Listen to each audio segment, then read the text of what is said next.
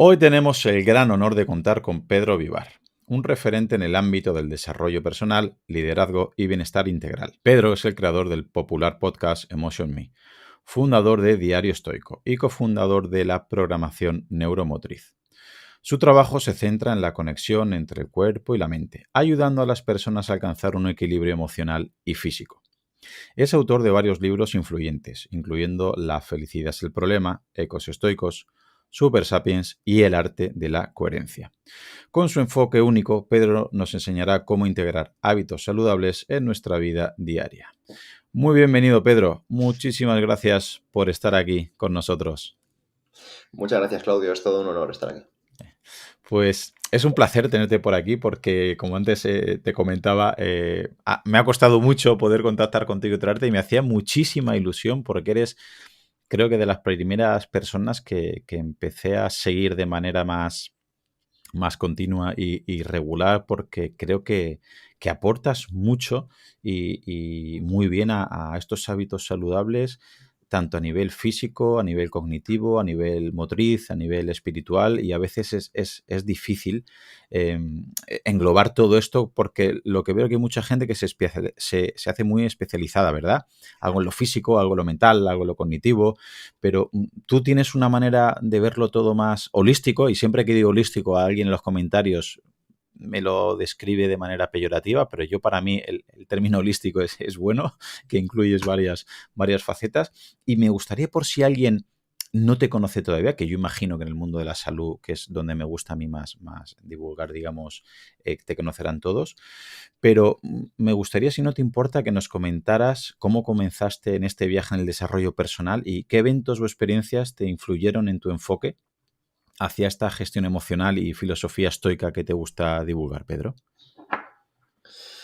Pues supongo que como muchas personas comenzaron en este viaje, o sea, sencillamente pues para mejorar tu propia vida. No hay un secreto, ¿no? Ni un viaje, ni un viaje especial para comenzar todo esto. Sencillamente el comienzo fue querer ser mejor profesional.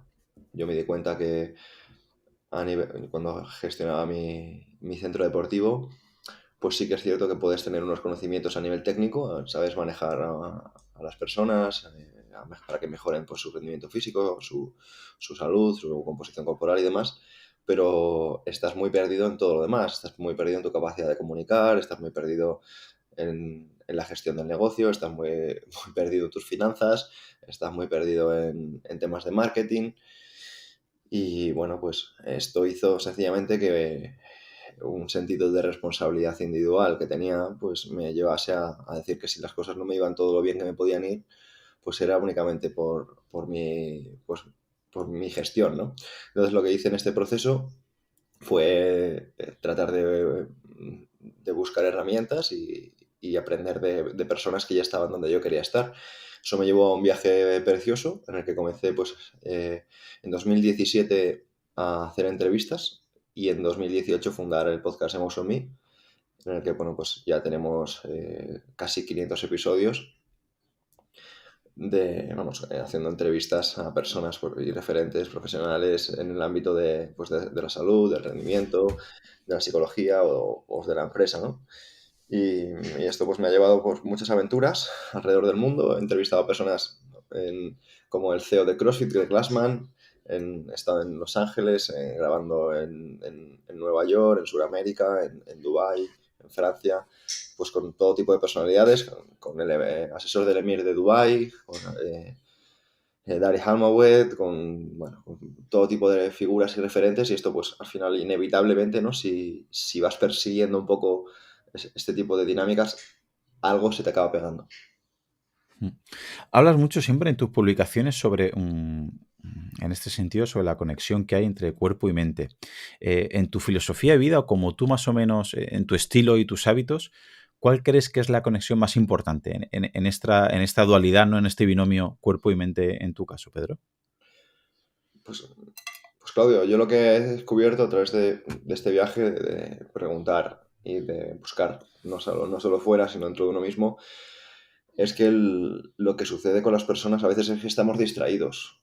O sea, no es que sea cuerpo o mente, sino es cuerpo y mente. Y es entender que no es lo uno o lo otro, es lo uno y lo otro. O sea, es que todo cambio en tu mente afecta al cuerpo y que todo el cambio en tu cuerpo afecta a tu forma de pensar. Entonces eso te hace estar mucho más enfocado en cada cosa que haces y en cada interacción que participas. En ese cuerpo-mente, leyendo tu historia y escuchándote, bueno, comentas un accidente que tienes, ¿verdad? Haciendo calistenia, me parece vamos, que imagino yo que en unas circunstancias normales a una persona con una mentalidad un poquito más, me viene a la cabeza débil, no quiero decir débil, pero sí a lo mejor menos forjada, imagino que se hubiera venido mucho más abajo y tú creo que eres un ejemplo de superación y un ejemplo de cómo cuando vienen vacas flacas, una cabeza fuerte y una cabeza forjada no solo es capaz de superar el problema, sino de revertirlo y salir más fuerte. ¿Te importaría contarnos, aunque sea a grosso modo, un poquito ese accidente que tuviste para que entienda la gente la gravedad y cómo de eso relativamente grave has salido con total normalidad y teniendo una vida completamente plena y que en muchos casos con otra mente y otra personalidad, otra persona quizás se hubiera venido abajo? Pues sí que es cierto que fueron circunstancias traumáticas. Tuve un accidente que básicamente me dejó incapacitado, atado a una bolsa para mear, una talla suprapúbica en la que, bueno, pues yo no podía apenas caminar y, y esto pues me generó pues básicamente no poder atender mi trabajo, por tanto que se resintiesen pues todo tipo de estilo de vida, 100%, pero no solo eso, sino principalmente mi salud. No podía, como hemos dicho, apenas caminar, evidentemente, entonces eso me dejaba sin poder entrenar y me dejaba sin viajar, me dejó sin tener relaciones.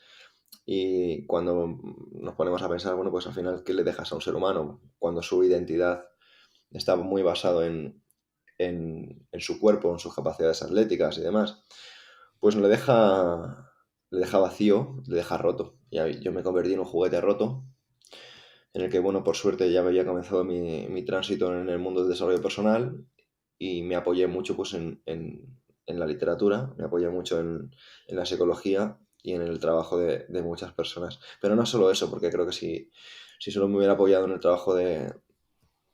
trabajo profesional de muchas personas, pues a lo mejor no hubiera sido suficiente. Tuve la suerte de contar con una familia que me apoyó, con unos amigos que me apoyaron, con un entorno que me sumaba y cuando los diagnósticos y pronósticos pues se terciaron oscuros, porque bueno, pues los diagnósticos eran esto es lo peor que le puede pasar a un joven, esto es lo peor que le puede pasar en la vida, esto, bueno, pues eran situaciones que los médicos no ayudaban mucho con su vocabulario médico y pasó que no tuve que buscar un médico, ni dos médicos, ni tres médicos, ni cuatro médicos, ni cinco, ni seis, ni siete, ni ocho médicos, ni nueve médicos, ni 10 médicos, ni 11 médicos, ni 12 médicos. Fueron más de 12 médicos hasta que encontré una persona que me dijo que podía salir de ahí con un pronóstico positivo y favorable.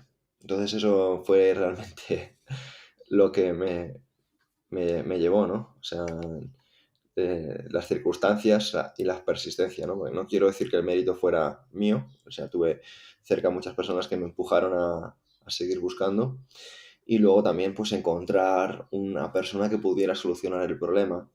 Así que sí que es cierto que la actitud y el carácter pues hacía mucha parte del proceso, ¿no? Porque a lo mejor imagino que hay personas que cuando van por el sexto médico pues ya pues bajan los brazos, pero cuando tu propósito es volver a estar como estabas o volver a estar mejor y ves tú mismo una posibilidad, pues la luchas el tiempo que te haga falta, ¿no? Yo ya he convertido mi cruzada en eso.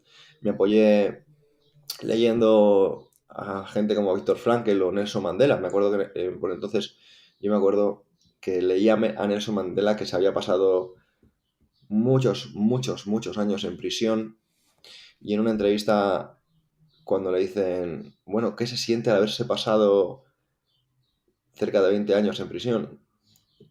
pues decía, pues me estaba preparando para lo que venía después, ¿no? Pues yo me tomé ese tiempo que estaba pues desolado y sin ganas de vivir, porque al final realmente yo no vivía por mí, yo vivía porque tenía una misión, que mi día a día era una pesadilla. Yo me despertaba y no me podía creer que que estuviera viviendo así, ¿no? O sea, mi día a día, para que me conozca, pues sabe que tiene mucha actividad.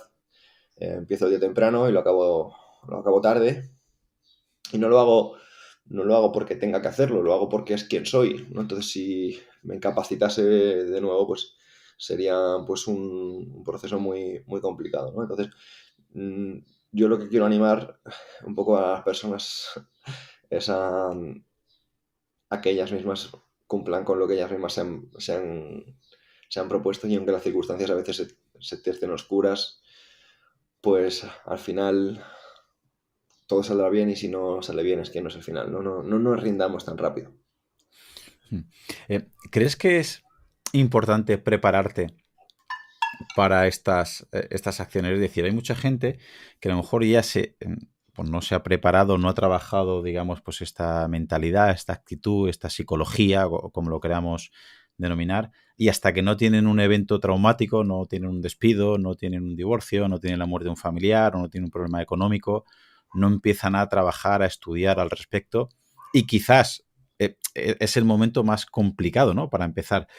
¿Crees que sería buena idea, sería una buena acción empezar a cultivar todos estos esfuerzos antes de que nos ocurran cualquiera de estas circunstancias, para luego tener más herramientas mentales y afrontar con coherencia los malos momentos que tarde o temprano van a llegar?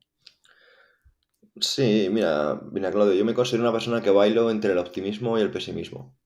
O sea, que bailo entre lo mejor de lo mejor y lo Mm. peor de lo peor que va a pasar, ¿no?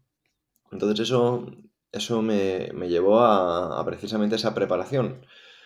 Am, un ejemplo que me gusta explicar, o con lo que yo explico estas cosas, es el efecto Lindy que explica Nassim Taleb en El Cisne Vale. Negro. Y es el siguiente, ¿no? O sea, para que lo expliquemos para la audiencia de una forma sencilla, los grupos que más van a durar en el mercado no son Bad Bunny o Justin Ujú. Bieber, que acaban de salir, por mucho que lo estén pegando ahora, sino figuras que ya llevan en el mercado, aunque no suenen tanto, muchos más años, como por ejemplo los Beatles, o como por ejemplo Mozart, Bach o Beethoven. Estos músicos van a seguir sonando dentro de 2000 años, pero muy probablemente Bad Bunny o Justin Bieber no. Esto es lo que se conoce el efecto Lindy. O, por ejemplo, las pirámides de Egipto van a persistir más tiempo que el Burj Khalifa, por mucho que el Mm. Burj Khalifa sea mucho más reciente y mucho más novedoso. Pero si nos ponemos a analizar la historia, pues es un poco lo que enseña. Y en cuanto a lo orgánico, o sea, lo orgánico, cuanto más tiempo vive, pues más probable es que se acabe, ¿no? Entonces, para explicar esto, yo me veo, o sea, o analizo el estadio en el que vivimos ahora, ¿no? Un estadio en el que vivimos donde tenemos todo tipo de recursos, todo tipo de comodidades, todo tipo de facilidades. Y esto no ha sido así siempre, esto no ha sido así más que los últimos 50 años de historia. ¿Por qué damos por hecho que eso va a estar dentro de 50 años como está ahora? Ujú. O sea, si nos guiamos un poco por la realidad, deberíamos fijarnos que muy probablemente todo esto desaparezca en menos de 50 años. Por tanto, tiene mucho sentido que nosotros aprendamos a vivir de una forma mucho más sencilla y menos fastuosa, un poco más austera. Y, y es sencillamente no desde un punto de vista pesimista, sino desde un punto de vista también de- del desarrollo personal. Porque también nos hemos dado cuenta que más comodidades no es mejor, más comida no es mejor, más horas de sueño no es mejor. O sea, debemos encontrar un punto medio porque el punto donde mejor funcionamos. El ser humano no funciona tan bien si le das exceso de comida. Acaba convirtiéndose vamos, un ser humano defectuoso. De la misma manera con el sueño. Si tú te pasas de horas de sueño, también afecta a su sistema nervioso. Y no, con esto no quiero decir que haya que comer poco, sino que vayamos a tratar de ser Ujú. lo más moderado posible. Ya lo decía Séneca, ¿no? El que siempre se protege del viento, cuyos pies están constantemente calientes y sus habitaciones permanecen aisladas del frío, padecerá ante la más mínima brisa. Todos los excesos son malos, pero ninguno peor que el exceso de comodidad. Afecta al cerebro y se vuelve nebulosa la distinción entre lo verdadero y lo falso. O sea, el punto es que la comodidad nos vuelve tontos. O sea, y en cambio el hambre agudiza el ingenio.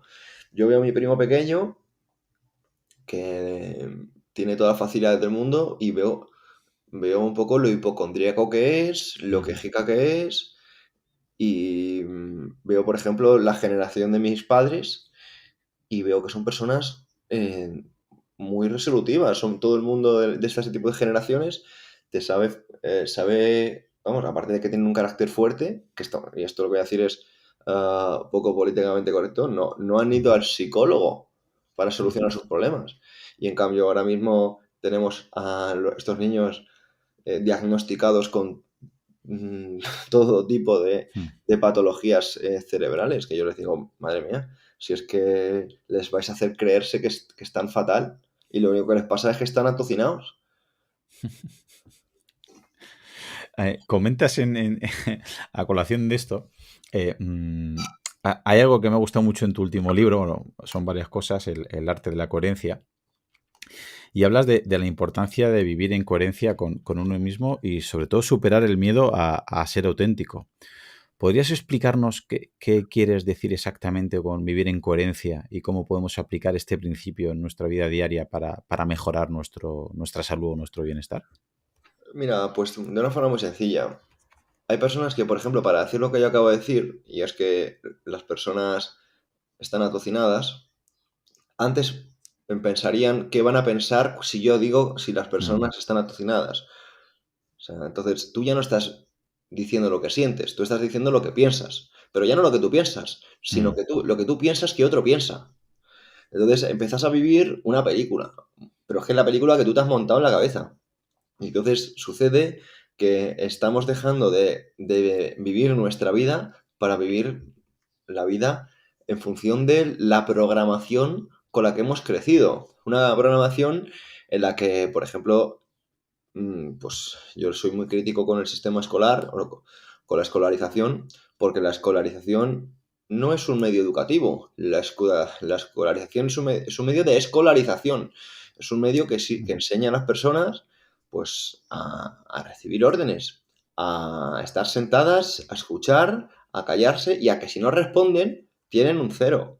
Entonces, es más, en España, por ejemplo, tú no puedes no llevar a tus hijos al colegio porque eso significaría que estás incumpliendo la ley y estarías privándoles de esa escolarización, de ese adoctrinamiento que precisamente necesitamos para seguir empujando la rueda, ¿no? Y esto, pues, lo digo un poco de una forma así, ¿no? Que suena como mm, de charla de bar, pero esto tiene un sentido. Esto tiene un sentido porque no sé, esto viene del siglo XIX. Primero, vamos a hablar de Friedrich Hegel, que para fortalecer su tesis sobre el Estado, elimina a un enemigo del Estado, y un enemigo del Estado es la escuela materialista, la escuela cínica, la escuela que te dicen las cosas tal y como son y no como tus emociones colorean. Una escuela que fue condenada a una damnatio memorae, que es una condena de memoria, en la cual es eliminada de los manuales de filosofía. Y es eliminada de los manuales de la filosofía porque la escuela cínica era contracultural y era una escuela muy mordaz y atacaba mucho al gobierno, a los políticos, y entonces estamos hablando de que acabas con una escuela que hace daño a tu tesis del Estado. Y otra tesis también es que en 1903 1903, o no sé, de 1903 a 1907, se lleva a Estados Unidos el sistema prusiano de educación, que es una escuela militar que lo que quería era pues crear ciudadanos y militares que obedecieran órdenes. O sea, ciudadanos que obedecieran órdenes sin rechistar. Porque ahora todos normalizamos mucho 8 horas de clase o 7 horas de Mm. clase, ir al colegio, asistir toda tu vida, pero antigua, y lo vemos como algo muy guay, pero no es tan guay. Porque si miramos el número de deserciones de la Primera Guerra Mundial a la Segunda Guerra Mundial, vemos que hubo más del doble de deserciones en la primera de la Segunda Guerra Mundial. ¿Por qué? Porque la primera todavía no estaban escolarizados. O sea, todavía no estaban adoctrinados a recibir órdenes desde niños. Entonces eran personas que le decían, mata a un tío. ¿Por qué quieres que mate a otro tío? No, haz esto. ¿Pero por qué quieres que haga esto? Pero claro, esto ya en la Segunda Guerra Mundial, y sobre todo con todo el adoctrinamiento que ha habido de películas y películas y películas, de buenos contra malos, malos contra buenos Mm. y demás, pues ha hecho que todo esto se le dé un sentido, pero no tiene ningún sentido, porque la autarquía precisamente es empoderar a las personas para que precisamente no haya que, no exista una guerra, porque no haya estados que defender, sino personas, individuos. Y esto es precisamente una filosofía que está precisamente en contra de la guerra. La autarquía, la anarquía, son filosofías que promueven la fortaleza del individuo, de no delegar esa violencia a nadie que no seas tú mismo, para evitar estos grandes crímenes y estas grandes guerras que han asolado, ¿no?, a la historia de la humanidad. Y precisamente vivimos en un mundo donde decidir todo esto cuesta, porque habrá personas que digan, no, es que me van a señalar, me van a señalar, me van a señalar. Pero a lo mejor hay personas que lo piensan, pero no lo dicen porque les cuesta ese sentido de la coherencia, eso de sentir y hablar en la misma dirección, o de pensar y actuar en la misma dirección, ¿no? Y yo tengo esa batalla, es una batalla sencillamente conmigo mismo, de no callarme ante lo que considero que es justo. Aunque eso pueda, pues, hacer peligrar mi honor, eso sí, nunca mi integridad. Imagino que te habrá costado mucho, ¿no? Esta coherencia contigo mismo y ser auténtico, porque como comentabas, ¿no? Antes, con la frase de estar atocinado o con o lo que sea en general, o hablando de política, o hablando de filosofía, o hablando de religión, o de cualquier cosa que pueda ser más susceptible, más sensible, ¿no? A polarización y a extremismos. Imagino que te habrá costado, o tú siempre, desde joven, desde pequeñito, has tenido esta coherencia contigo mismo. Y cómo has conseguido, sobre todo me interesa que nos comentes cómo has conseguido pasar, intuyo, de no serlo, a día de hoy serlo y superar este miedo a ser tú mismo.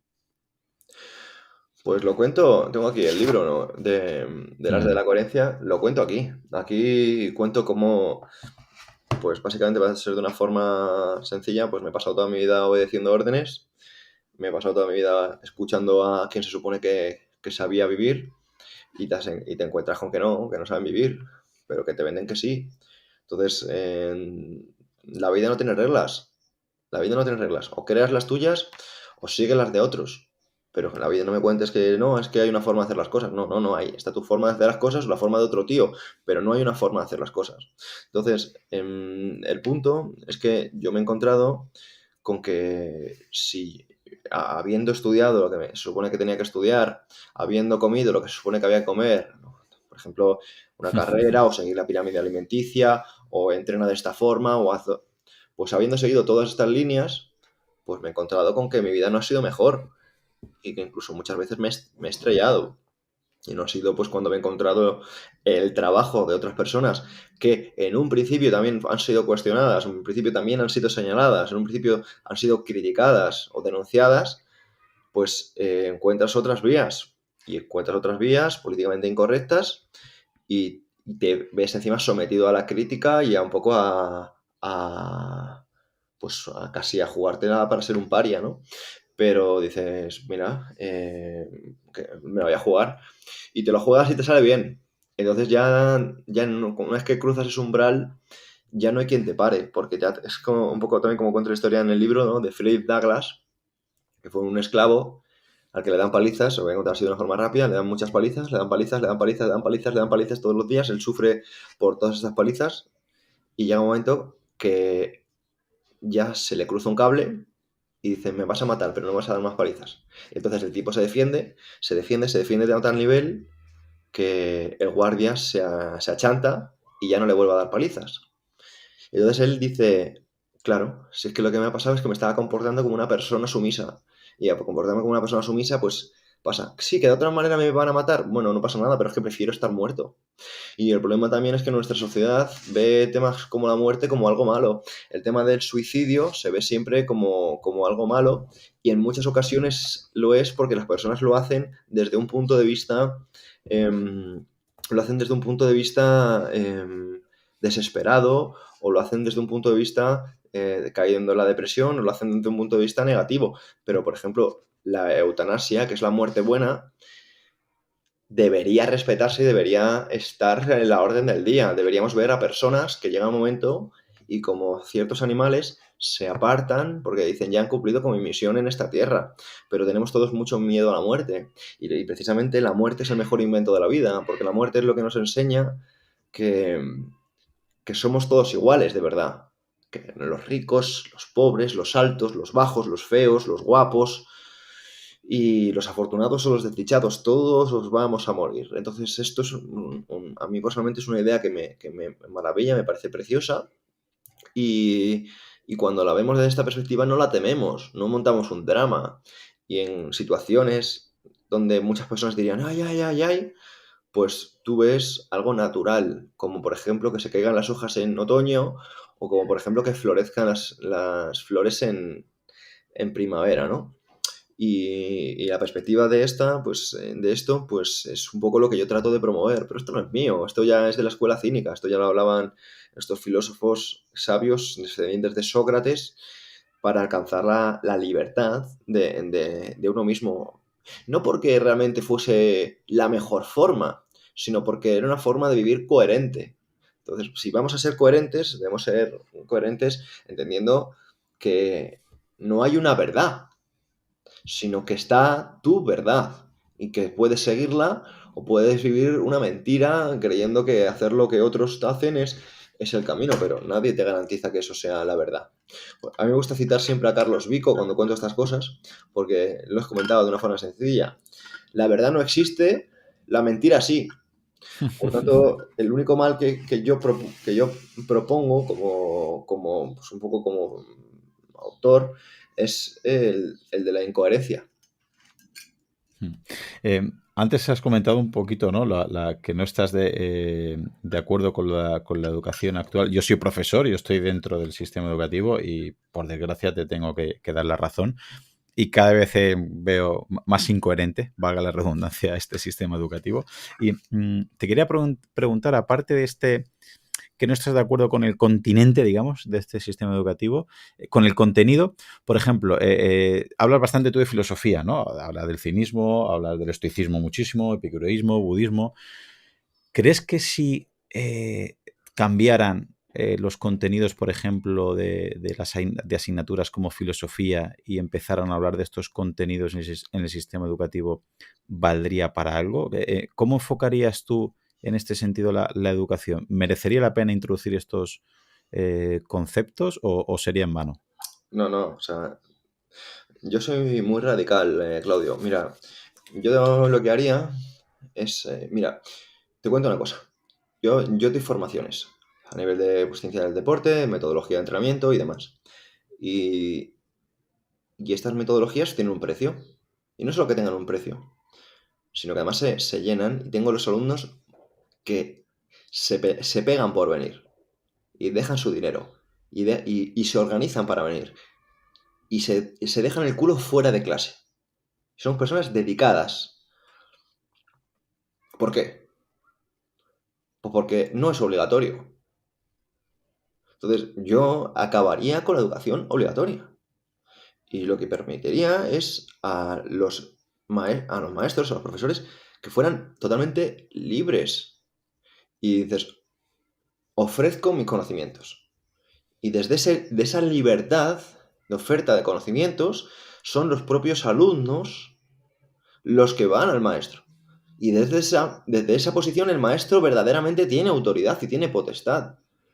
Pero en una posición en la que el maestro está ahí recibiendo personas que muchas veces no quieren estar, no tienen autoridad.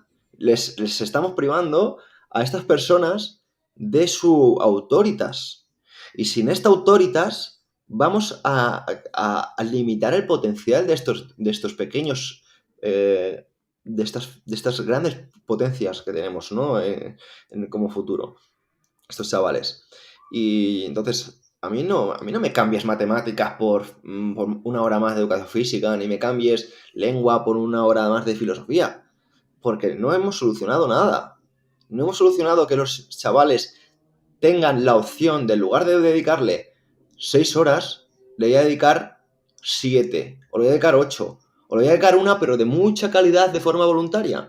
Porque de hacerlo así, primero, vamos a tener aulas que va a dar gusto verlas. Vamos a tener maestros motivados, vamos a tener documentación actualizada, vamos a tener libre competencia, pero mientras que se estemos delegando la educación al Estado, el ámbito sanitario al Estado, mientras que estemos delegando a alguien que se supone que hace todo perfecto y que hace todo mejor que el mercado, pues vamos a seguir pagando el precio. Y yo no puedo participar en eso. No voy a cambiarte una hora más de que me cuentes quién era Buda si tú realmente no estás interesado en que yo te lo cuente. Completamente de acuerdo. Por desgracia, Pedro, tienes toda la razón. Tú particularmente, ¿cómo llegaste al estoicismo? Bueno, empezaste a divulgar, has escrito libros al respecto. ¿Cómo fue tu llegada, tu aterrizaje con esta filosofía y en qué momento llegó, Pedro? Yo vengo de una escuela religiosa cristiana católica. Entonces, mis enseñanzas, pues, como las de muchos de mis compañeros, fueron muy relacionadas con esta escuela, con esta filosofía. Sencillamente, pues yo, como muchos compañeros, bueno, pues según creces, ves un poco el panorama que hay en esta religión, ¿vale? Que digo la religión, porque las enseñanzas son maravillosas y te alejas. Y tiempo después, pues gracias a este proyecto que se llama Emotion me permitió pues sentarme con personas que me hablaban de un tal Marco Aurelio, un tal Mm. Séneca, un tal Epícteto, unos tales estoicos, me contaban un poco sus prácticas y yo me acuerdo que empezaba a entrevistar a estas figuras, me hablaban de ellos y, y veía figuras como Jesús Sierra hablándome de Séneca o a, o a Edu Barcheguren hablándome de Catón, y decía, no sé quiénes son estos, pero no quiero quedar de un pardillo, entonces me puse a buscar un poco sobre estas figuras, porque ya por entonces, yo me acuerdo ya en 2016 o 2015, me acuerdo que mi amigo Agustín Blanco, me regaló un libro de Séneca y, y se llamaba Sobre la brevedad de la vida, y yo veía un pifostio de nombres ahí, de figuras, y yo decía, ¿quién son estos? ¿Pero esto quién es? ¿Y qué hacen? ¿Y qué y brevedad de la vida? ¿Y qué va a hablar un tipo de sobre la brevedad de la vida y ser feliz? Pero de qué flipado, pero ¿quién se cree, no? Y no le presté atención. Yo pues desde una arrogancia así o una soberbia, pues yo dije, no, paso, ¿no? Y no fue sencillamente hasta que me di cuenta que no quería quedar como un ignorante delante de mis entrevistados, que empecé a estudiar sobre ellos, empecé a profundizar y a leer sobre ellos, y me di cuenta de toda la profundidad y densidad que tenía esta cultura y esta filosofía. Y me di cuenta que si seguimos un poco los mensajes de Marcos Vázquez, que a mí me encanta cómo lo simplifica este Mm. señor, pues se podría decir que te dan una navaja suiza de herramientas para, para enfrentarte a cosas que creemos que son cotidianas nuestras y ya está, ¿no? Pero los estoicos y estos filósofos o sabios clásicos ya se habían enfrentado al desamor, ya se habían enfrentado al destierro, a la pobreza, a la enfermedad, a la deslealtad, a la infidelidad y a un montón de problemas del alma que a día de hoy pues también nos afectan a todos, ¿no? Entonces yo dije, wow, y esta gente, qué resabiada, ¿no? Y gracias a los estoicos, pues honestamente le empecé a tomar en serio a otros filósofos que no tenían nada que ver con esta escuela. Mm. ¿Tú crees que a ti particularmente empezar a leer y comprender el estoicismo te ha cambiado tu personalidad, tu actitud y por ejemplo, tu pensamiento y tu comportamiento respecto a tu día a día? Pues bastante, ojalá me hubiera cambiado más. Yo antes era una persona muy sumisa, muy obediente, muy de agachar y bajar la cabeza. Y, y esta filosofía pues me ayudó pues a entender el arte de la muerte, a vivir más en paz, a estar más tranquilo. Así que yo pues no puedo hacer otra cosa que darle las gracias a estos sabios que a mí personalmente me han influido de una forma muy positiva. Porque debemos entender que, y esto ya no es estoicismo, esto ya es un poco más física cuántica, solo podemos prestar atención a un sitio a la vez. Mm. Por tanto, en el momento que nosotros nos hacemos dueños y señores de nuestra atención, podemos cambiar nuestra forma de ver el mundo y podemos tener una vida totalmente distinta en las mismas circunstancias de las que teníamos minutos antes de hacernos dueños de nuestra atención. Ujú.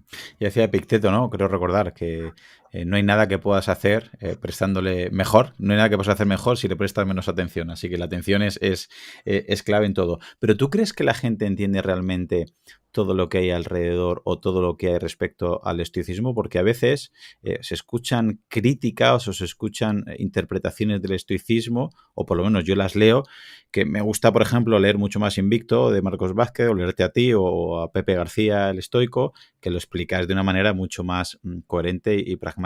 ¿Pero tú crees que la gente interpreta generalmente bien este estoicismo, Pedro? Mira, Claudio, mira, en mi opinión, esto es una opinión. En mi opinión, las personas están distraídas. Entonces, yo no voy a hacer caso a una persona que le ha dedicado 20 segundos Claro. a decirme esto. Porque me recuerdan, pues lo que te he dicho, ¿no? Cuando mi colega eh, Agustín me regaló pues, sobre la propiedad de la vida de Séneca, yo vi un poco el texto, vi un poquito el contexto del libro y demás, y dije, y estos que flipaos, ¿no? ¿De qué van, no? Y si yo me quedo en eso o me quedo en lo que muchas personas comparten ahora en un Reels de 30 segundos en Instagram, donde te meten un baño de hielo hablando de estoicismo, pues, pues me puedo hacer una idea pues muy reducida, ¿no? Entonces, yo no voy a culpar a nadie ahora mismo de su perspectiva. Yo lo que voy a hacer sencillamente es reforzar la mía. Porque como me quedé en una perspectiva muy victimista, ¿y estos de qué van? Uy, o muy crítica o muy quejicosa, el único que voy a perder soy yo, ¿no? Entonces, yo puedo hacer una cosa, participar desde su posición o fortalecer la mía. Y hace tiempo que me he dado cuenta que yo quiero llenar el mundo de ilusión, de entusiasmo, de fuerza y de emociones que yo quiero ver. Yo no voy a participar en esta distracción que hace a las personas muchas veces infelices. No, no les quiero dedicar en excesiva atención. Sí, hay gente que lo interpreta mal, pero me quedo precisamente con gente como tú, que sois los que tratáis, ¿no? de compartir una visión que nos puede hacer vivir una buena vida. Sabiendo que has divulgado alguna vez, ¿no? Y has escrito respecto a libros de Ryan Holiday, ¿no? Que uno de sus libros es El ego es el enemigo. Te he escuchado alguna vez decir a ti precisamente lo contrario, ¿no? Que tú no consideras que precisamente que no tiene por qué ser el ego el enemigo. Aquí también me gustaría que nos dijeras un poquito cuál es tu opinión, porque siempre vemos extremismo, ¿no? Lo que tú comentabas, gente que se dedica solamente a coger una frase, a coger un entrecomillado y exponerlo tal cual como si fuera una tesis, pero siempre hay un poquito más de debate en el término medio. ¿Qué problema verías tú con el ego en la sociedad, en el contexto actual que tenemos con estas redes sociales? ¿Y hasta qué punto crees tú que el ego es el enemigo o el ego es un amigo? Bueno, pues yo no estoy nada a favor, o sea, igual que te digo, cuando yo comencé el tema del estoicismo me entusiasmaba Ryan Holiday y es más, es un tipo que ya a principios de siglo o principios de milenio ya estaba ayudando a Robert Greene a escribir Las 48 leyes del poder y otros libros. Sin embargo,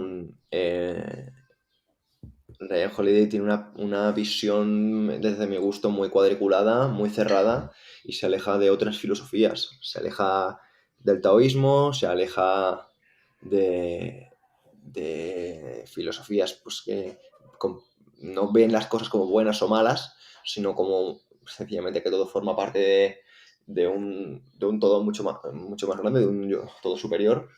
Y, y sobre todo menos victimista, ¿no? O sea, el ego es el enemigo. ¿Pero qué significa que el ego es el enemigo? ¿Por qué es el enemigo? O sea, yo no le echo la culpa a, a algo externo ni algo interno. Yo tomo la responsabilidad sobre estas cosas. Entonces, yo cuando veo, por ejemplo, un, un exceso de, de temeridad, pues yo le digo, bueno, no, no, aquí lo que ha habido es una falta de prudencia. Pero lo que ha habido no es un problema del ego, sino ha sido una falta de trabajo en el alma. Pero eso se cambia. Pero, ¿por qué? ¿Por qué vamos a ver el ego como algo malo? No, no, como cuanto más grande sea el obstáculo, más grande te vuelves. Si no tenemos retos grandes que superar, que con un carácter así mediocre ya tiramos para adelante, obvio, pero no, vamos a crear egos grandes y egos potentes. Si a mí me hubiera operado un médico con un ego pequeñito, pues a lo mejor me hubiera operado con una cuchara y un martillo.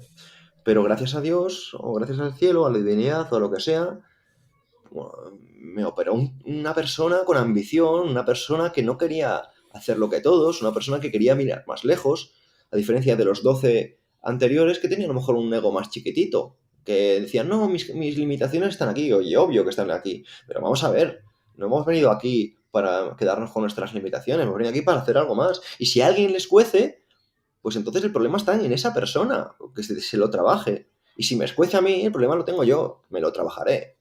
Lo que no voy a vivir es una vida de, no, es que tiene mucho ego. No, no, a lo mejor tú estás acomplejado.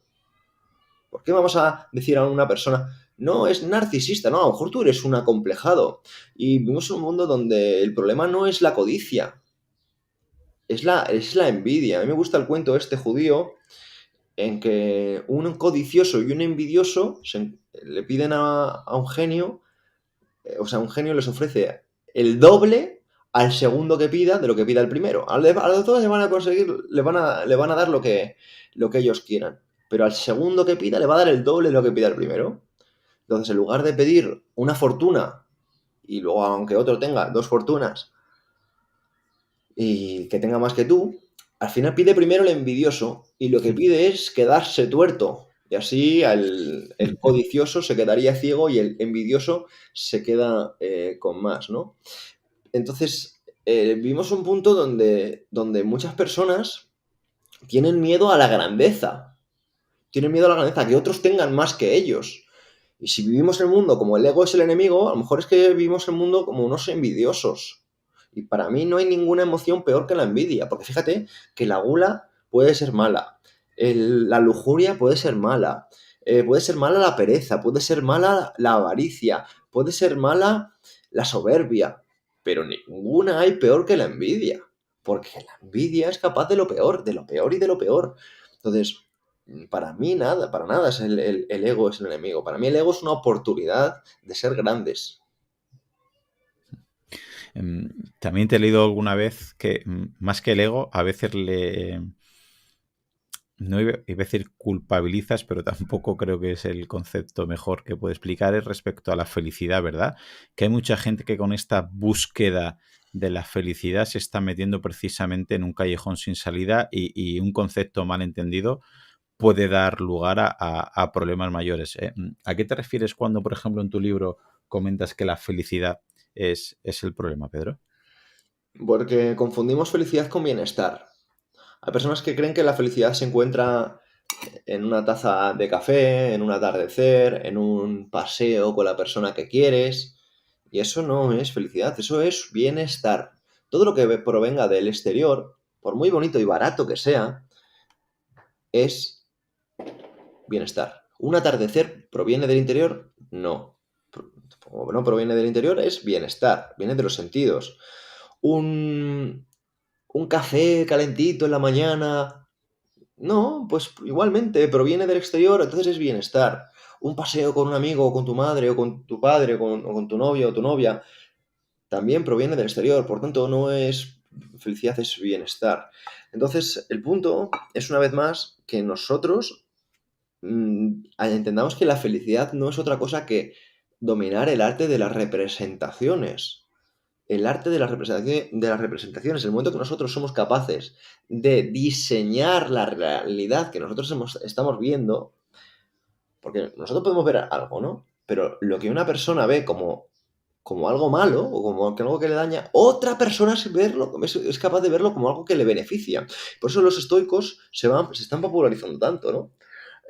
Yo, por ejemplo, cuando me caí de la montaña y me rompí la espalda, que es otra lesión distinta a la que hemos mencionado al principio, yo había integrado de una forma bastante profunda este concepto y eso me hizo ver esta lesión como una oportunidad. Yo dije, sí, pues esto de aquí voy a sacar beneficio y esto lo voy a monetizar y voy a hacer que esta desgracia que me ha pasado me dé réditos. Y así he hecho. Entonces, el punto es que vemos muchas veces lo que nos pasa solo desde uno de los asas de las cosas. Y las cosas no solo tienen un asa, tienen dos. Porque el ego puede ser el enemigo, pero también puede ser tu amigo. Y, y el, igual, ¿no? Y un accidente que puede ser muy bueno, también te puede ser muy malo. Quiero decir, no quiero negar la realidad. Quiero ser dueño de la realidad que yo me cuento. ¿Vale? Lo que no voy a consentir es que una persona negativa domine mi realidad. Y por eso te quiero contar una anécdota. Estaba en un centro comercial comprando unas tarjetas de memoria con un amigo. Y a mí me gusta hablar de finanzas, de economía, pues de ciertas cosas. Y se lo estaba contando a un amigo y justo pues la dependienta me decía, uy, qué interesante este tema, qué interesante este tema. Es que yo soy economista, esto me interesa un montón. Y dije, eres economista, qué bien. Y dice, ¿cómo ves el futuro? Me dice, pues lo veo muy mal. Digo, lo ves muy mal. Digo, entonces ¿no consideras que habrá gente que se beneficie y se haga rica de todo todo lo que va a suceder? Y, sí, sí, claro. Digo, pues entonces me has contado la mitad. La mitad que te interesa. No que le interesa, sino la mitad que ha querido contarme. Mm. Porque seguramente se ha creado de una forma vaga. Porque las personas al final, no hay nada más fácil que pensar en negativo. No hay nada más fácil. Mira, vamos a hacer una prueba con tus oyentes, ¿vale? Vamos a parar el podcast 20 segundos y les vamos a decir que nos digan 4 cosas positivas. Se van a poner a pensar. Y en 20 segundos no les va a dar tiempo. En cambio, le vamos a decir, quiero que me digas 5 cosas negativas. Y muy probablemente te van a decir más de 5 en estos 20 segundos. ¿Por qué? Porque tenemos mucha facilidad para ver lo negativo, muchísima facilidad. Y esto es así porque al final debe ser así, porque es lo que nos va a hacer sobrevivir. Un niño que no le enseñes a ver lo negativo, pues muy probablemente se acabe pillando un dedo con una puerta o acabe bebiendo agua en mal estado y acabe muriendo. Entonces, vamos a ver, lo que debemos entender es que nosotros ya no somos niños. No somos niños, no somos niños, no somos niños y no podemos comportarnos como niños. Y un ejemplo que a mí me encanta poner es que si tú vas a un parque y tú ves a una madre paseando un carro con un bebé, ves a un hombre paseando a su perro, ves una pareja dándose la mano y ves unos niños jugando, pero te encuentras también con 2 hombres pegándose, ¿dónde vas a poner tu atención? Porque siempre vamos a ver lo negativo. Da igual que haya gente que esté paseando, que otra pareja amándose. Y eso lo saben las marcas, lo saben los influencers, lo saben los medios de comunicación y siempre van a utilizarlo en contra tuya. Por tanto, una vez más, vamos a hacernos dueños de nuestra atención. Vamos a hacer dueños de lo que nosotros vemos y nuestra perspectiva. Porque recordemos que la vida no tiene reglas. O creas la tuya o vives la de otros. O dominas tu atención o eres un títere, una marioneta. Hmm. Lo de la atención en cosas negativas es, bueno, la gente puede tener un claro ejemplo en las noticias. Las noticias siempre abren el telediario hablando de desgracias y problemas, obviamente, que es lo que capta la atención, ¿verdad? Y no salen diciendo que este país va fenomenal, su PIB ha crecido o no hay delincuencia, sino el foco atencional en lo negativo nos capta mucho más. Como curiosidad, lo que has dicho de los 20 segundos de los oyentes de decir cosas buenas o malas, quiero compartir aquí contigo. Bueno, yo este año, llevo 2 años que en mi instituto he podido implementar una asignatura que se llama salud y uno de las pruebas que les hago es que los alumnos me pongan, se autoevalúen y me pongan 5 virtudes que tengan, 5 cosas buenas y 5 cosas malas. Te digo, Pedro, que la gran mayoría no es capaz de terminar de poner 5 cosas buenas de ellos mismos. Y de las cosas malas no ponen 5. Me preguntan si pueden poner alguna más. Es otra manera de reflexionar que lo que comentabas, ¿no? Y hablo de chavales de 14, 15, 16 años, que no son capaces de ver virtudes que tienen, pero sí defectos incluso sin que los haya.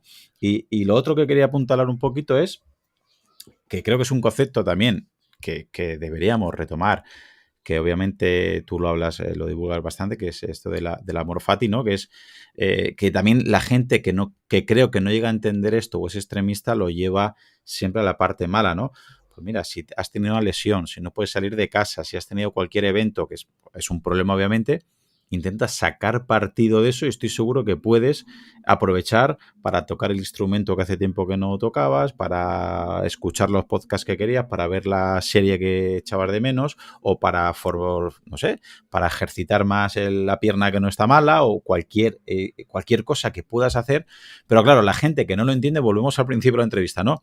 Claro, o sea, yo ahora mismo me hago un esguince o me rompo el tobillo y ahora resulta que lo tengo que celebrar. Y dices, no, de eso no se trata, Morfati. Se trata de aprovechar que si el coche se te ha roto dando un golpe y está en el taller una semana, pues esa semana puedes hacer una vida más activa, puedes ir a comprar caminando, pues repito, ¿no? Pues te pones un audiolibro, pasas más tiempo con la familia o haces más ejercicio físico. A eso te referías, ¿no? Cuando dices que tuviste la lesión de la espalda o cuando has tenido cualquier evento de estos, Pedro. Bueno, antes de continuar, yo también, no lo he dicho, ¿no? Pero quiero romper una lanza por gente como tú y por tu profesión, porque sí que es cierto que yo he dicho que por mí no tendría sentido tal cual está, pero precisamente sí que está y sí que hay personas que estáis en la guerra. O sea, yo tengo amigos que son maestros y profesores y yo admiro muchísimo el trabajo que hacen porque precisamente requiere muchísima determinación y muchísimo foco, porque estás jugando con personas que están confundidas, están distraídas y precisamente, pues, como estás comentando tú, ¿no? O sea, no tienen muchas veces una buena percepción de sí mismas y eso acaba, pues, generando consecuencias a veces negativas, ¿no? Entonces eso lo quería aclarar. Y luego, por otra parte, lo que decías, ¿no? Cuando las situaciones se te ponen muy cuesta arriba, porque a todos nos va a pasar, todos vamos a atravesar alguna adversidad en cualquiera de sus formas, ¿no? Vamos a perder un ser querido, vamos a entrar en alguna enfermedad, vamos a lesionarnos, vamos a sufrir problemas económicos, vamos a tener todo tipo de situaciones, ¿no? Problemas políticos, como tengo también compañeros que vienen pues de Cuba o de Venezuela, y estas personas o estas situaciones debemos empezar a verlas como oportunidades para forjar el carácter. Pero no quiero que nos quedemos únicamente con lo negativo, porque yo estoy ya cansado del discurso este de no, yo antes no tenía nada y ahora empecé a emprender y ahora soy rico, o no, yo vengo de un barrio muy pobre y no sé qué. Yo estoy cansadísimo ya de este tipo de discursitos. Y vamos a ver, hay personas de clase media y personas que les van a ir bien las cosas y los van a pasar también muy mal desde otra perspectiva que no tiene que ver lo económico o lo de salud, sino también situaciones de ansiedad, de problemas, de gestión de personas, y eso también hay que darle voz. Entonces, desde mi perspectiva, yo quiero también hacer un ejemplo de situaciones que pueden estar pesando a muchas personas en lo que es la gestión de su estrés, cuando las cosas van bien, porque hablamos mucho de cuando las cosas van mal, ¿no? Cómo enfocarnos en lo positivo, que está fantástico, pero cuando las cosas vayan bien, vamos a darnos cuenta de que no van a durar. que esto es una quimera, que no nos confiemos, que todo lo que sube baja, pero precisamente para luego no hacer un drama cuando estemos abajo, porque también volveremos a estar bien. Así que no vamos a hacer un drama ni cuando estemos abajo, ni vamos a montarnos una película cuando estemos arriba, porque igual que esto, mira, Marian Rojas ahora mismo es la podcaster número 1 en temas femeninos, o en temas de salud mental y demás. Y esta mujer es tan inteligente que en ningún momento va a dejar que su autoestima dependa de eso. Por eso está construyendo pues, una familia de la que sentirse orgullosa, está dedicando tiempo a sus seres queridos, está haciendo obras sociales y está creando una serie de constructos mentales para darle importancia a las cosas que verdaderamente lo tienen. Y que, bueno, sí, estoy número 1, pero obviamente estoy número 1 porque soy la mejor. Pero si no estoy, será porque ahora mismo las personas ya están lo suficientemente desarrolladas y estarán a otra cosa. Y si otro día pues hay un podcast de chorradas que se pone número 1, pues ya está. Pero yo he cumplido con mi misión y ya si mañana estoy en el podcast 60, estoy en el podcast 60. Y lo mismo, ¿no? Que tú hayas conseguido... No, sí, como por ejemplo Víctor Valdés. Víctor Valdés, jugador de Fútbol Club Barcelona, lo ganó todo con el Barça, lo ganó todo con la selección. Y un tipo que de la noche a la mañana tú tiene una lesión y le dejan tirados el equipo por el que ha jugado toda su vida, ¿no? Le deja tirado pues el equipo con el que iba a firmar. Y se queda hecho una persona que está en tierra de nadie. Entonces, ¿qué ocurre ahí? Cuando ya con 30 y pocos años has tocado el techo de tu vida y no te puedes retirar como tú puedes retirar. Ahí te sientes un miserable, pero no lo eres, pero te sientes como un miserable, ¿no? Entonces vamos a intentar entender que lo único importante es nuestro comportamiento. Lo único y sobre todo es lo único para lo que tenemos control. Y que debemos entender, y esto es un poco la tesis que yo tengo de Grateia, que es un programa de desarrollo personal que dirijo, y es que la vida no es más que un comportamiento tras otro, comportamiento tras otro, comportamiento tras otro, comportamiento tras otro, comportamiento tras otro, hasta que te mueres. Y ya cuando te mueres se te juzga si has llevado una buena vida, pero no antes. Entonces, en el momento que tú mismo gestionas tus comportamientos, también cuando estás ahí arriba, y la gente te felicita y te da palmaditas en la espalda y te dice que bueno eres, tú mismo dices, vale, a trabajar. Y cuando vives así, es porque tú realmente has ganado tu propia estima, has ganado el respeto de ti mismo y no necesitas esa palmadita, porque tú mismo eres quien te la das y quien sabes dónde debes poner el foco. Por eso, también cuando caigas, porque también vas a caer, vas a perder a tus padres, vas a perder a tus hermanos, vas a perder a todo el mundo, porque al final vas a perder tú, y si pierdes la salud y demás, porque eso es parte de la vida. Yo, por ejemplo, estoy lleno de cicatrices, estoy lleno de clavos, de tornillos, de parches y estigmas.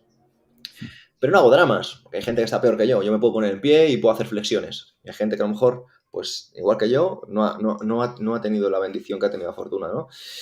Y lo que hago es lo agradezco, y lo agradezco a través de mi comportamiento, principalmente para mí mismo. Porque el único problema que tenemos es a veces la distracción y perdemos este enfoque de nuestro comportamiento. Porque esto también lo decía Confucio, ¿no? Si sabes lo que debes hacer y no lo haces, estás peor que antes. Completamente. Respecto al estrés y la adversidad, ¿cómo crees que podría estos hábitos, digamos, de vida a nivel de actitud, llámale filósofos del estoicismo, incluso del epicureísmo, del budismo, del taoísmo, que al final muchas de estas religiones y muchos de estos, digamos, comportamientos van de la mano? ¿Cómo podría ayudar a prepararse con antelación a las personas, Pedro? Pues mira, yo no lo sé. Yo lo que sí que puedo decir es que empiecen por el cuerpo. Empiecen por el cuerpo. Empiecen por el cuerpo. Empiecen por el cuerpo. Mira, decía Musonio Rufo, entrenaremos el alma y el cuerpo a través del calor, el frío, el hambre, la dureza de la cama, la abstención de los placeres y los dolores duraderos. Por tanto, entrenaremos el cuerpo, entrenaremos el alma y el cuerpo a través de este dominio del mismo. ¿Cómo lo hacemos? Pues mira, yo tengo aquí, esto es una tabla Shakti. Estos son tablas de pinchos. Son clavos. Yo tengo esto y me puedo poner a bailar aquí. Literalmente. me puedo poner a bailar. Y es porque, y te digo, aseguro que el primer día que me subí aquí me moría. Tengo aquí otra tabla Shakti. Estas para la espalda. Igual, me puedo poner también a bailar aquí, me puedo tumbar. Uf. Mi colega Andrés, mi colega Ramón, que es especialista de cine, esta tabla se la ha puesto de almohadilla de respaldo en el coche. Para cuando va conduciendo, entrenar esta resistencia al dolor. Porque el dolor, y esto lo explica Lorimer Mosley y Butler, es una percepción y es modulable. Podemos cambiar nuestro umbral del dolor. Por eso, al principio, también podemos cambiar nuestro umbral de intensidad en el entrenamiento.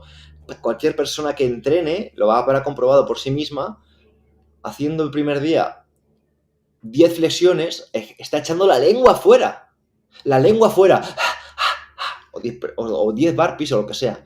Pero cuando ya lo ha practicado durante una semana, se hace 10 y dice, no, ahora me hago 10 y no me hace nada. Claro, porque estás entrenándolo. Y lo bueno de entrenar el cuerpo, de entrenar el ayuno, de entrenar el agua fría, de entrenar la respiración, de entrenar este tipo de prácticas del dolor, de entrenar el calor, de entrenar todo esto, es que te permite dominar también tu mente. Dominar tu mente porque acabas dándote cuenta de que eres una persona capaz y una persona que no necesita cosas. Te vuelves autárquico, te vuelves independiente, te vuelves fuerte, mejoras tus capacidades y te ganas tu propia estima. Pero cuando necesitas todo tipo de comodidades, necesito un masaje en los pies, necesito una crema hidratante, necesito la vitamina X, necesito no sé cuántas, no sé, etcétera, pues eres un monigote que ha caído en el marketing y que ha caído en todo lo que los códigos de descuento que vemos en las redes sociales quieren que caigas. Y te lo digo de una persona que yo me acuerdo que hasta 2020 estaba con alguna marca, de suplementación y tenía un código de descuento. Pero yo empecé a ser consciente de que tenía influencia en mi comunidad o en mi entorno y sencillamente pues me di cuenta que no quería vender mi integridad. Pero no porque considere que sean malos. O sea, obviamente que no considero que consumir proteínas o que consumir creatina o que consumir... sino porque no quería incentivar algo que realmente no es necesario, no es necesario. Es más necesario que las personas hagan un ayuno, pero no por los beneficios del ayuno, sino porque puedan hacerlo, a que se tomen un suplemento de lo que sea. Entonces, mi punto es el no necesitar, volver un poco en esto a los budistas, ¿no? El ayunar, meditar, esperar, eso es una solución para la mayoría de los problemas. La mayoría de los problemas se van a solucionar ayunando, meditando y esperando.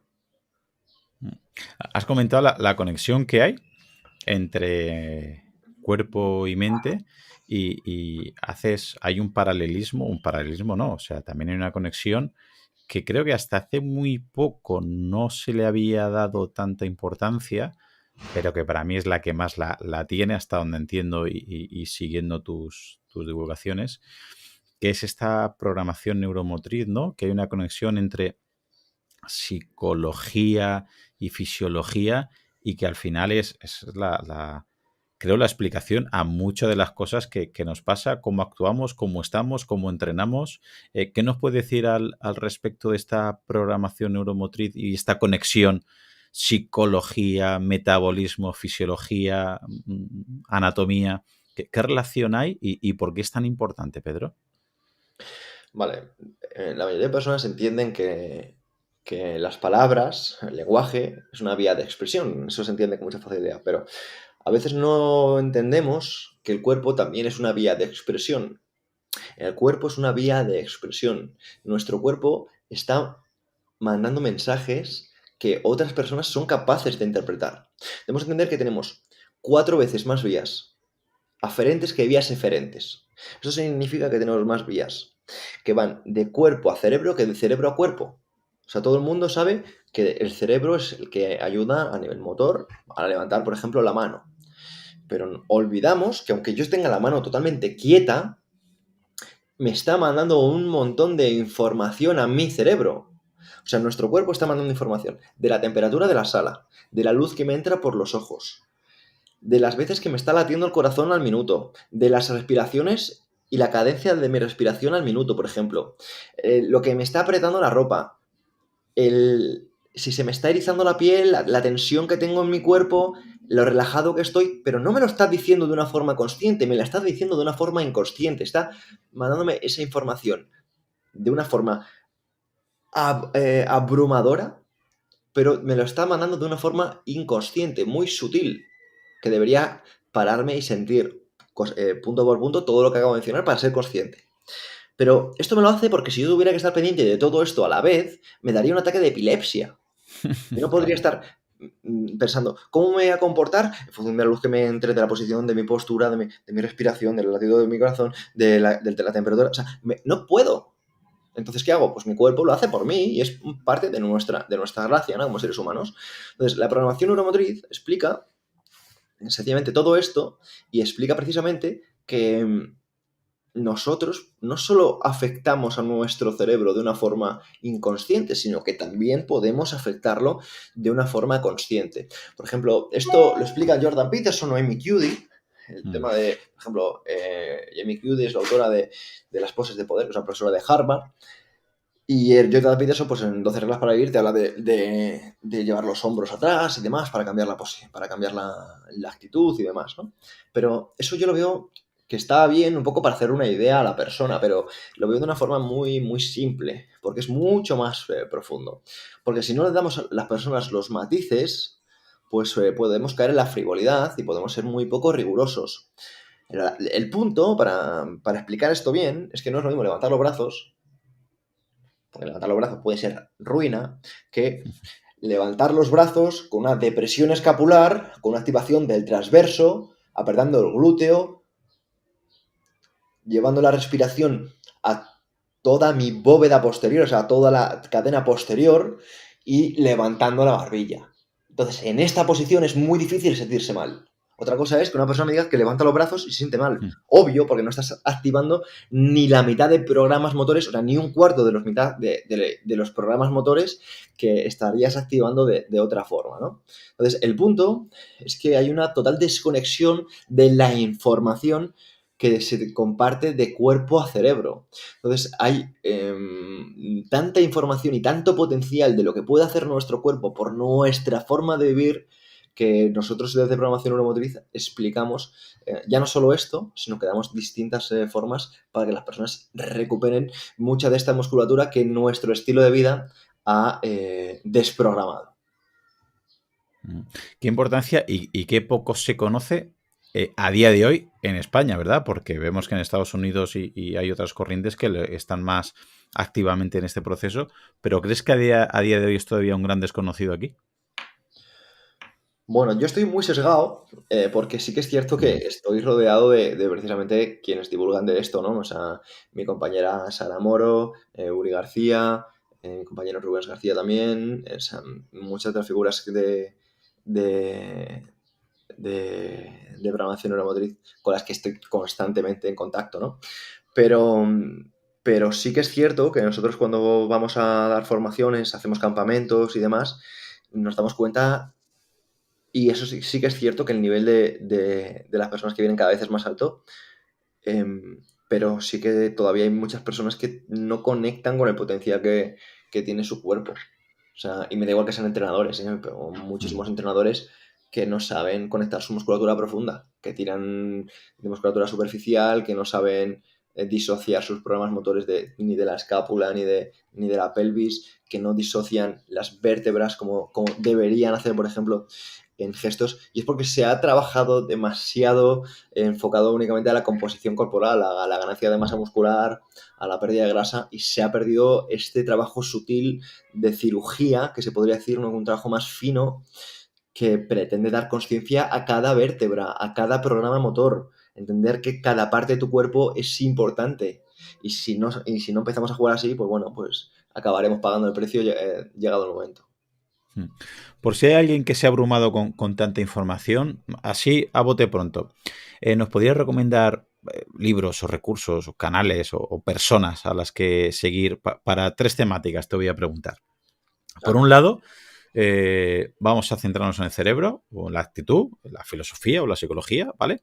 Por otro lado, solamente en el cuerpo y en el entrenamiento. Y por otro lado, esta conexión cuerpo-mente o esta programación neuromotriz. ¿Se te ocurre 2, 3 autores, libros, recursos para cada una de estas 3 temáticas? Por si hay alguien, algún oyente que quiere profundizar un poquito más. Repito, solo a nivel cerebral, solo a nivel físico y la combinación de ambas, Pedro. Que a nivel cerebral es que es muy amplio. A nivel cerebral, ¿qué hablamos? De neurociencia. Te puedo hablar de Nazaret Castellanos en español. Pues a mí me gusta mucho. Ana Ibáñez también me gusta mucho.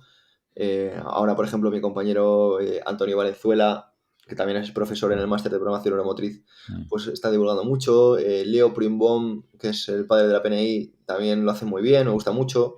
Entonces son personas que yo te podría decir que el trabajo de cerebro-mente pues son referentes y son personas que yo admiro, ¿no? Luego trabajo de personas que estén en el cuerpo, pues mi compañero Josué Tarí, mi colega Rocas Gavanavicius, mi colega Rubens García, Darío Cuesta, Andrés Hernández, que también es profe del máster de programación neuromotriz, como alguno de los otros que te menciono también. Temas de suelo pélvico, por ejemplo, es muy buena. Rocío Garrido, me gusta mucho. Temas de cuerpo, pues también, pues es una máquina mi colega Andrés, ¿no? En temas de lucha, Andrés Mínguez, es un tipo que admiro muchísimo. Y luego, por ejemplo, bueno, y Uri García, ¿no? Uri García es un orangután, es un auténtico privilegiado, es un superdotado, es una bestia, o sea, es un tipo que para mí es el elegido, porque tiene cuerpo y mente, es súper joven, o sea, es un chaval que va a llegar donde quiera. Ahora mismo está en la parte más física, pero cuando le dé por la divulgación, creo que no va a tener techo. Y luego, pues en lo que combina cuerpo y mente, a nadie se me ocurre mejor que mi compañera Sara Moro, que es la directora del máster de programación neuromotriz. Es la persona que conozco que más sabe de la conexión cuerpo y mente, pero es que además te lo explica vértebra a vértebra. Es una auténtica pasada. O sea, yo es la persona que más respeto en este ámbito. Y luego una persona que yo admiro muchísimo también, una referente, que ha sido profesora mía y que tengo una relación con ella muy buena, que es Vanessa de Toro, que es la otra fisioterapia en redes sociales, que yo la admiro muchísimo también. Y pues yo creo que tenemos unos cuantos nombres, ¿no? Sí, sí. Sí, sí, con esto la gente tiene que escucharlo varias veces y anotar. Pero bueno, ahí está y que la gente pueda seguir, como comentaba, ¿no? Estudiando, indagando y formándose, que es la mejor manera de combatir la ignorancia y tener más y mejor criterio. Muy bien, Pedro, pues ha sido un placer tenerte por aquí. Si hay alguien que no te conociera, ¿dónde te podemos encontrar en redes sociales, Pedro? Pues nada, que me busquen en Google, si a alguien le interesa, puede buscar Pedro Vivar en Google y puede buscar, pues ahí tengo mi página web donde pueden acceder a proyectos como programación neuromotriz, pueden ver Diario Estoico, pueden ver Muso en mí, las redes sociales bueno, pues artículos que tengo pues en distintas revistas, desde ámbito deportivo como Men's Health, Sport Life, a, por ejemplo, más ámbito de filosofía, como puede ser pues, Radio Nacional de España o El Mundo, El País, ¿no? Y el ABC, algunas entrevistas que tengo pues, enfocadas en estos ámbitos. Así que cada uno pues que busque donde quiera. Muy bien, pues muchas gracias por pasarte por el podcast y te mando un abrazo muy fuerte. Que vaya bien, gracias.